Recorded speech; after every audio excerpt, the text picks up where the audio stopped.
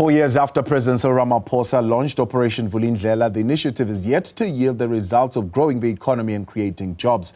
South Africa's economy grew by a marginal 0.1% in the fourth quarter of 2023, while unemployment remained high at 32.9% in the first 3 months of 2024. Despite this, the Presidency and the National Treasury say most of the structural reforms set out in Operation Vulindlela have been met or are on target. Ntokozo Khumalo has that story. Operation Vulindlela had one clear goal: reform industries that are the bedrock of the economy in order to improve the economy's competitiveness, as well as attract investment for economic growth and job creation. The initiative focused on fixing structural issues in 5 priority areas to improve efficiency in the government. In the electricity sector, it aims to remove barriers to private electricity generation, while in the logistics sector, the focus was on improving efficiency. Fast-tracking the issuance of water rights licenses was also a priority area in the first phase of the initiative, as well as reforms in the telecommunications sector to make access to the internet cheaper. Reforming the state's visa process is another top priority to attract critical skills needed in the economy. Phase 1 of Operation Vulindlela comes to an end with the current administration. The Presidency and National Treasury say that since its launch in 2020, the initiative has met most of the reforms outlined, unlocking 500 billion rand in new investments. We're very proud to be able to say that a total of 89% of the reforms that we committed to undertake have either been completed or are on track.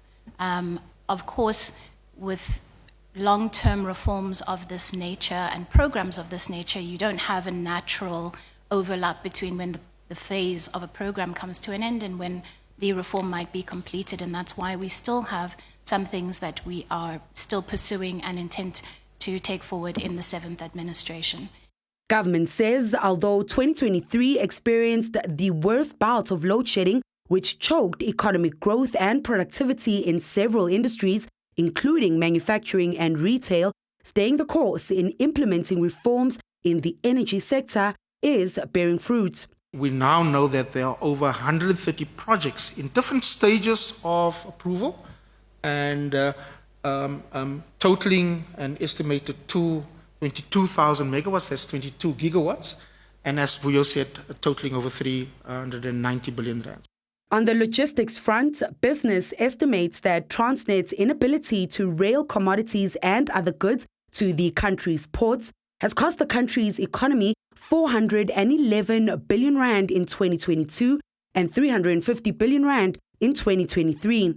Firstly, to support the turnaround plan of Transnet and deal with the short-term operational challenges that are there. And secondly, to create a sustainable logistics sector where Transnet is at the center, but allow for competition and allow for private sector participation.